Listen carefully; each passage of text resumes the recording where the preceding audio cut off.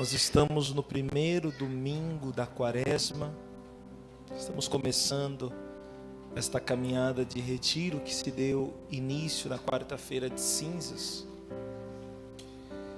E se você está acompanhando a liturgia, está participando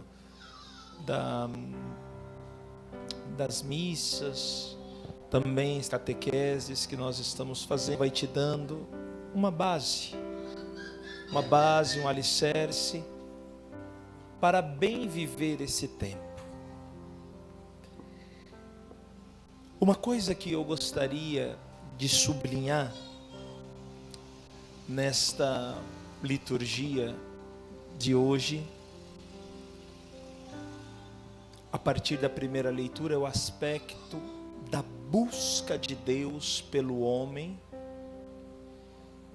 para restabelecer, para restaurá-lo e reconstruir com ele a sua aliança.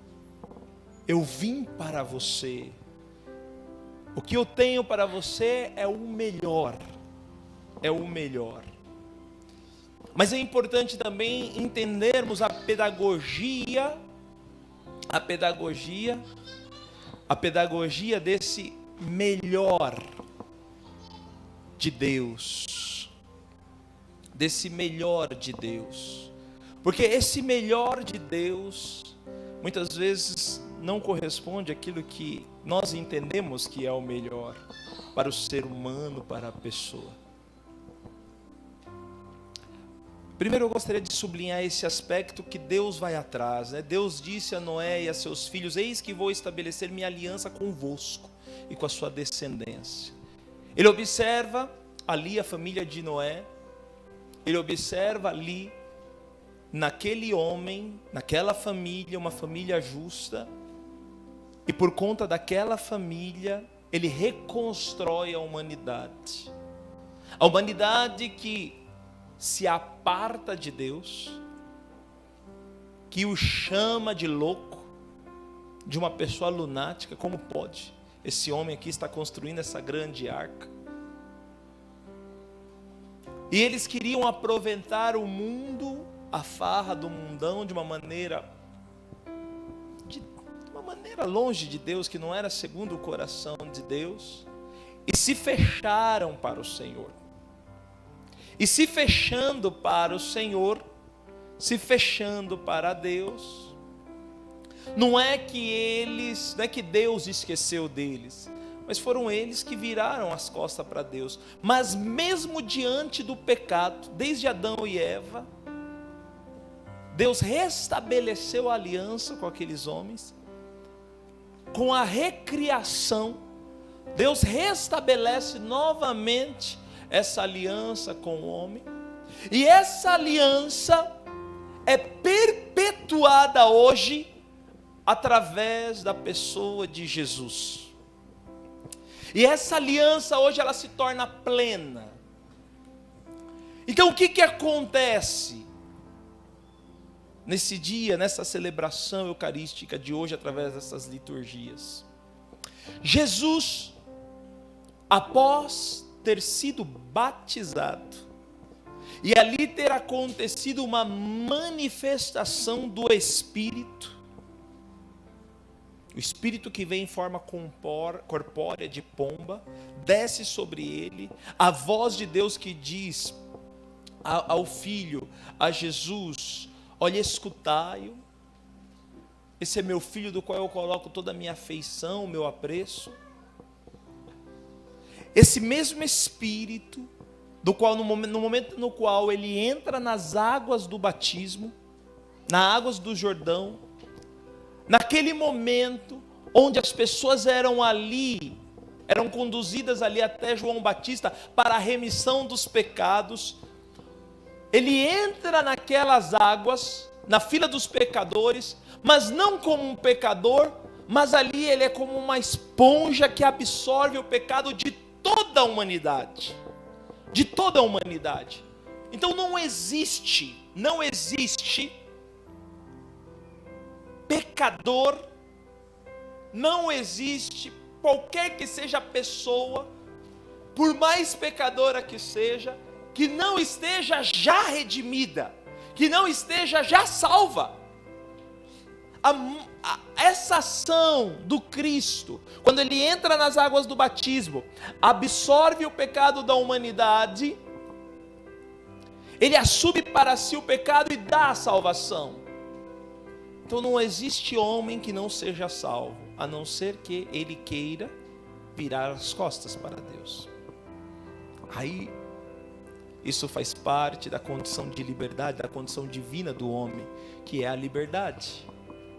Deus deu essa capacidade ao homem de renegá-lo. Nós não somos marionetes, nós não somos robô, nós não somos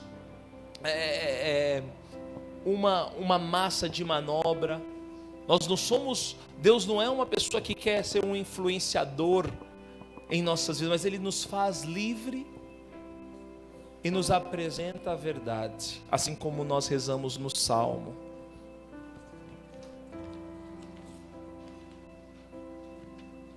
Verdade e amor são os caminhos do Senhor. Ele apresenta a nós a verdade e o amor. Ele mostra a nós os seus caminhos. Ele faz nos conhecer a sua estrada. Nos dá uma opção. Assim como nós lemos neste dia, eis que está diante de ti a vida e a morte. E nós explicávamos bem que nem tudo que parece vida é vida. Depois você pode pegar essa homilia, que eu acho que saiu ontem no canal do Manual do Evangelizador, e também vai estar disponível no Facebook e no Instagram da nossa comunidade, Nossa Senhora Aparecida. Então o nosso Senhor, Ele redime, Ele salva. E o que acontece? Quando Jesus é conduzido para o deserto pelo Espírito, pela unção e pela graça do Espírito, ali ele fica 40 dias, após ter ficado 30 anos junto com Maria e José, preparando para a sua missão. E muitas vezes o que é natural? Você recebe a força, a graça do Espírito Santo, você já vai direto para evangelizar. Mas aqui, a missão de Jesus é uma missão talmente especial, que é necessário que ele passe por 40 dias, 40 noites, sem comer, sem beber, em plena comunhão com o Pai. Mas também tem um segundo aspecto, que além da comunhão com o Pai, de estar em relação com o Pai, é na condição humana superar todas as tentações que ali foram apresentadas neste tempo de quaresma, nesse tempo de 40 dias, que foi a quaresma de Jesus. Nesse tempo que ele ficou ali no deserto que é o lugar do encontro, do relacionamento esponsal, amoroso de Deus. Se nós queremos realmente ter um encontro com Deus, é necessário que nos afastemos, que busquemos um lugar de deserto, nos retiremos para estar unidos com o Senhor. Mas além disso, ele começa a sofrer as tentações na condição de humano. E ali diante das tentações, ele as vence. Onde eu quero chegar? Que pelo batismo, quando Jesus assume o nosso pecado, ele estabelece conosco uma aliança definitiva. Ou seja, entramos no mistério daquilo que diz São Paulo: não sou eu mais quem vivo, mas é Cristo que vive em mim. É Cristo em nós que age, é Cristo em nós que vive. E por essa comunhão, e por essa ação de Cristo em nós, eu sendo membro do seu corpo, as tentações de Cristo, que ele sofreu lá atrás, hoje são continuadas em cada um de nós. E por isso que mesmo nós sofrendo tentações, nós já podemos declarar que somos mais que vencedores em Cristo Jesus, porque São Paulo vai nos falar que não existe tentação maior do que as nossas forças. E as tentações que nós passamos, as tentações que nós já passamos, que nós estamos passando no presente momento, e que ainda passaremos, estas tentações já foram vencidas por Cristo em nós. Por isso não existe tentação que pode nos derrubar, que pode nos afastar da graça. E aí Santo Agostinho ele vai dizer que só é possível vencer as tentações se Cristo está verdadeiramente em nós. Segundo aspecto da tentação, falei só para recapitular, falei da importância de estar no deserto pelo relacionamento exclusivo com Deus, a aliança que é o batismo, que é uma prefiguração dessa aliança da Arca de Noé, onde o mundo ficou submerso por 40 dias, 40 noites, isso eu já expliquei para vocês, eu acho que eu expliquei isso na quarta-feira de cinzas, retomamos isso agora. E o terceiro aspecto que eu queria dizer é exatamente esse, que Cristo ele assume o pecado, mas mesmo nós com a declinação, com a inclinação, com a tendência ao pecado que nós temos, e muitas vezes é forte em nós, e Cristo, mesmo não sendo pecador, quando ele entra nas águas do batismo, ele assume o pecado, ou seja, então ele assume aquilo que é a fraqueza humana, e toda a declinação e todo o peso do pecado que está sobre ele, mas ele vence isso, e nele nós somos mais que vencedores, e não existe pecado que possa nos vencer. E mesmo Deus sabendo da possibilidade que nós tínhamos de renegá-lo ou de nos afastarmos dele, ele nos deixa o sacramento do amor, o sacramento que é o sacramento da reconciliação. E aqui o Papa Bento XVI tem uma sacada tão bonita na missa quando Jesus faz a Santa Ceia, que quando Pedro fala, quando Jesus vai fazer o gesto do amor, o mandamento do amor, vai lavar os pés dos discípulos, e aí Pedro fala, mas nem que a vaca tussa, aqui você não vai lavar meu pé não, é eu que tenho que lavar o teu pé. Aí Jesus fala para Pedro, se eu não te lavar os pés, tu não terás parte comigo. Aí Pedro fala, bom Jesus, então já que é para ter parte com você, não lava somente os pés, lava o corpo inteiro. Vamos fazer uma ducha, prepara aí a piscina,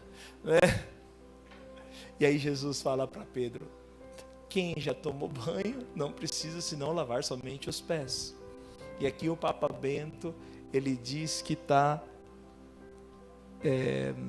nas entrelinhas o sacramento da confissão, que esse banho que nós tomamos é o banho do batismo, ou seja, nós fomos já regenerados, e esse lavar os pés é todas as vezes que nós damos as nossas raspadinhas, que nós erramos, que nós pecamos, e aí Jesus vai restabelecendo através da confissão, por isso nós não devemos ter medo de confessar.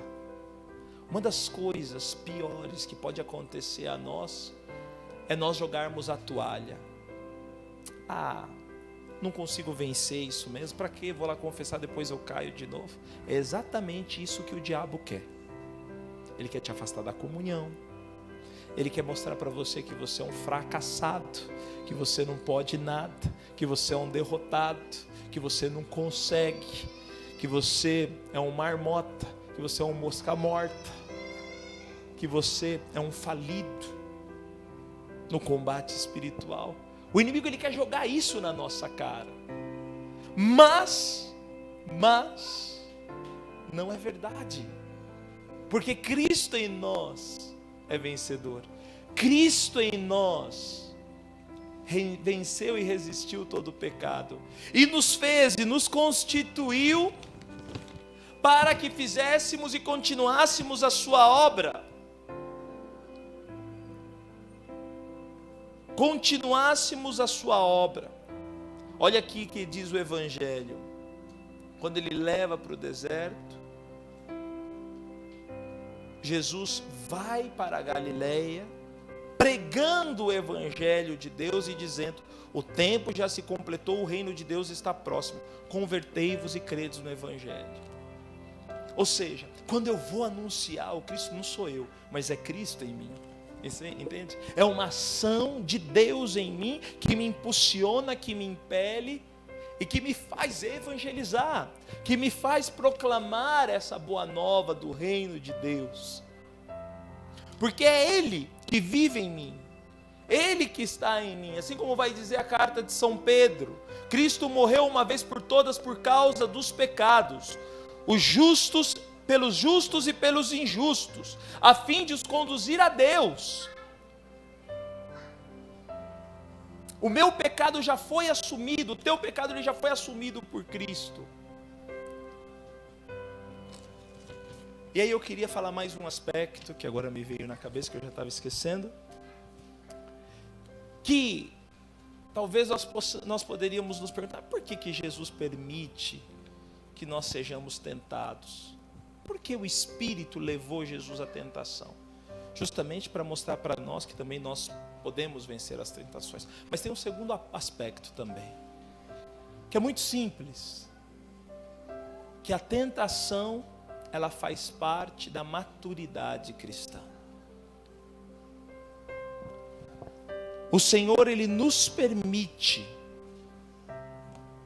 sofrermos tentações para amadurecermos, para sermos maduros, para sermos pessoas maduras. Porque sem tentação, sem provação, somos frágeis, somos fracos, somos sensíveis, somos como crianças birrentas e mimadas que não sabem ouvir não. E o Senhor permite para que cresçamos. E aqui, se a gente passeia nas Escrituras, nós vamos lembrar de Jó. Quando o demônio chega para o Senhor e fala: Ele te louva, Ele proclama que você é o Deus dele, te louva, te adora, porque Ele tem tudo. Tem uma família maravilhosa, tem bens, tem fartura, é saudável. Deixa eu tocar na família, nos bens e na saúde dele, para ver se ele vai continuar te louvando. E aí Deus permite, fala assim: pode fazer o que você quiser com ele, só não tira a vida. Ele perde tudo, mas mesmo diante da perda de tudo, ele ainda continua louvando a Deus. E fala: Deus dá, Deus tira. Ele é o dono de tudo. Olha que profundo, olha que bonito. E quando uma pessoa ela passa por provações, ela passa por situações difíceis na sua vida, ela aprende, ela cresce, ela sabe viver em qualquer condição, qualquer situação. E isso até nos povos. Se você pega uma pessoa, agora eu não lembro se é a Coreia do Norte ou a Coreia do Sul, que é capitalista, e a outra que é socialista, você lembra? Aí você pega a Coreia do Norte, que é dominada pelo socialismo, e a Coreia do Sul, que é dominada, que tem o regime capitalista. Se você pega as pessoas que saem da Coreia do Norte e vai para a Coreia do Sul, os caras não sabem viver. Por quê? Porque são manobrados pelo regime socialista. Entende? E com isso eu não estou querendo dizer que o capitalismo é melhor ou que o socialismo é pior. Não entro nessa discussão, né? Direita, esquerda, centro, para trás, para frente. Eu sou do Evangelho, não, eu sou do Evangelho de nosso Senhor Jesus Cristo, não entro nesse mérito, mas aqui é um exemplo muito claro. As pessoas que estão acostumadas a ter as coisas na mão, quando depende as coisas dela, ela não sabe o que fazer, ela não sabe o que fazer, não sabe, literalmente não sabe o que fazer. Entende? Então muitas vezes o Senhor nos permite dificuldades, permite lutas para nós, para aprendermos, crescermos, para nos amadurecermos. E como é forte, né, esse tempo quaresmal. Quantas vezes a gente passa por momentos tão difíceis na quaresma, né? Fala, poxa, caramba, essa quaresma está difícil, isso, aquilo. E não é fácil mesmo. Mas Deus quer, nesse tempo, nos tornar pessoas maduras. Portanto, eu convido a vocês a passar por esse tempo, onde Jesus nos convida a estarmos mais retirados em deserto, a sermos firmes com os nossos propósitos, né? Sei de pessoas aqui que estão acordando de madrugada para estar em oração, para conseguir ter uma vida mais íntima de oração. Pessoas que estão fazendo abstinências fortes. Pessoas que estão fazendo propósitos de oração. Pessoas que estão lutando para corrigir os defeitos. Como é bonito, pessoas que estão buscando a confissão. Pessoas que querem seriamente viver uma vida em Cristo, que querem viver uma vida de comunhão com Deus. Portanto, deixemos que essa morte de Cristo realmente expie os nossos pecados. E expiar significa aspirar, fazer desaparecer o pecado em nós. Mas, para isso, é preciso que eu também dê o meu passo. E o teu passo é exatamente isso. O teu esforço de acordar mais cedo, o teu esforço de fazer uma abstinência, o teu esforço de fazer um jejum, o teu esforço de repente estar aqui nas formações. Vejo aqui alguns que passaram o dia de formação, o olhinho está vermelho, está com a carinha de cansado, de repente acordaram, 5 horas da manhã, até para preparar a comidinha, para partilhar, aí saíram de casa de repente 6 horas, gente que vem de Guarulhos, gente que vem de longe, para estar aqui, para viver o dia de formação. Talvez você esteja falando, ai meu Deus, parece que o menino não vai acabar nunca, eu vou terminar já. Aí vai chegar em casa 9 horas da noite, vai jantar, no outro dia vai acordar cedinho, de repente 3, 4 horas da manhã, porque 6 horas começa o trabalho, entende? Deus está vendo tudo isso. Vocês estão fazendo isso porque vocês estão entendendo aquilo que é essencial para a vida de vocês. E como é bonito. E como isso é bonito. Como isso é significativo.